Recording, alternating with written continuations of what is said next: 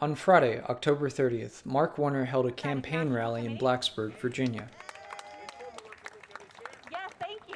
He was accompanied by Representative Chris Hurst. Well, for the past 45 days, we've been doing an incredible job of getting out the vote here in the Commonwealth of Virginia.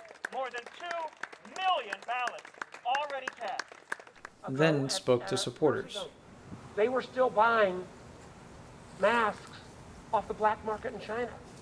After the rally, ROC-TV's Dustin Staples asked Mark Warner a few questions about their campaign. So, as we're here today, let's give a little insight about what went on here. Well, we have a rally with folks 4 days before the election. Tomorrow, Saturday, Halloween, is the last day for early voting. And I think that's the most important election of my lifetime, of your lifetime, because we're not only voting, for individual candidates, but we're really voting about what kind of country we're going to have. Whether we're going to have a country where somebody like Donald Trump, who has, frankly, an unwillingness to tell the truth on virtually anything, or whether we're going to go back to the kind of forward-leaning approach that I think Joe Biden will take. Absolutely. Of course, it's like you mentioned, it's so important, especially here in Blacksburg in the New Valley this weekend. Why is it so important you're urging the college students to go out? It's so important because the decisions that we made over the next couple of years are going to affect your lives dramatically. Are we going to continue to have an America that's respected around the world for our values, or one that is simply feared for our military strength? Are we going to have an ability for young people to get a kind of fair shot in this country, or are they going to come out so burdened with student debt that there's no ability to take a chance or take a risk?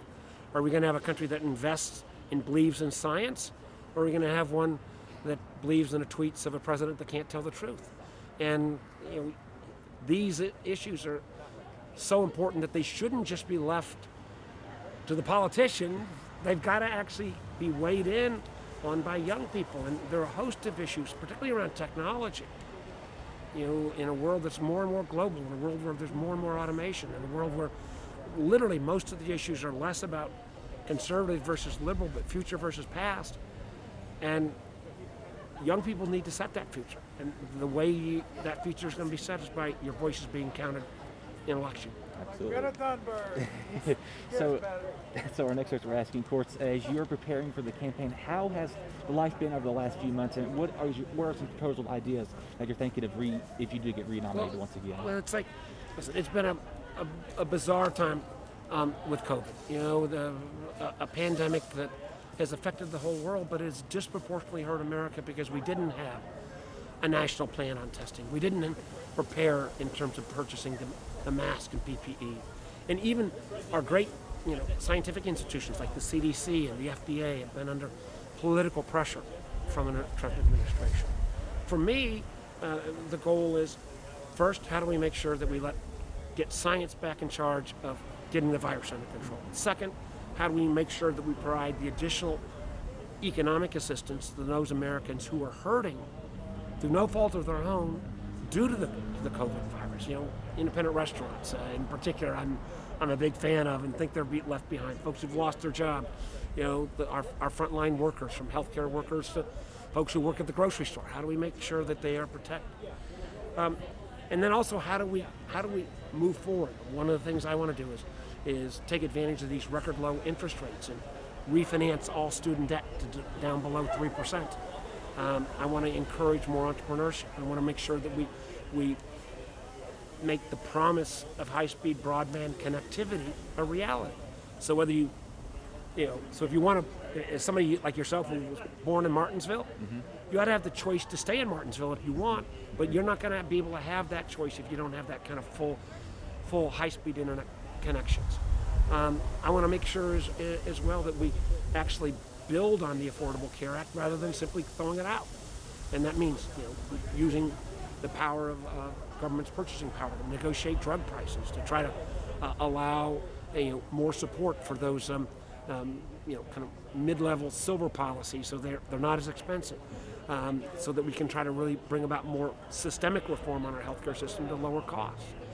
And as somebody my background was all in technology before I went into government, how do we use the tools of technology to improve people's lives, but also recognize it when we've got major companies like the Facebooks and Googles of the world, where frankly you need some guardrails on social media, or the idea of kind of fact-free zones where the QAnon type theories can go from hundreds to literally millions and become a major domestic terror threat.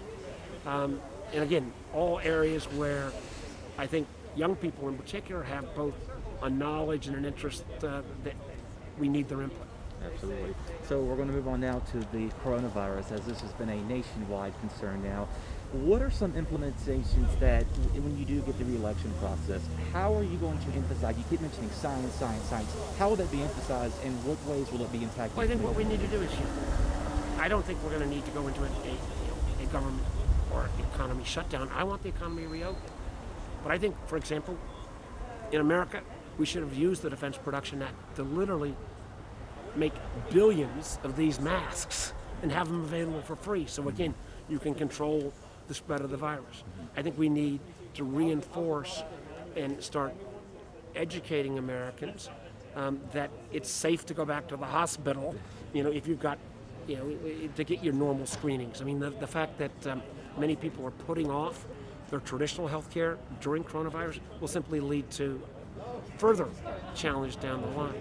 I think we need a real plan on how we're going to be a fair method of distribution when we have a vaccine, and make sure that the folks like Dr. Fauci and trusted experts will validate the safety and efficacy of it. I mean, we can overcome this virus, but it's going to require moving away from the kind of stupidity where wearing a mask becomes a political statement. That's not a political statement, it's a sign of respect.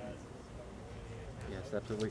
Now, any final words you want to give our viewers? My final words is that my hope is, the students at Radford, to people across New River Valley and Southwest Virginia, is that I hope people will evaluate me on what I've got done. I mean, I've been very fortunate. First person in my family to graduate from college. I failed a couple times at business before I did well. I went into politics because I wanted to get stuff done. And I'm proud of my record as governor. I'm proud of the fact that 55 of my bills have become law. I think I realize that you got to work with people on both sides. Neither party has a monopoly on truth or patriotism. And my hope is come Tuesday that the folks in Virginia will rehire me and I can get back to work, because there's lots to be done. Senator Warren, thank you so much.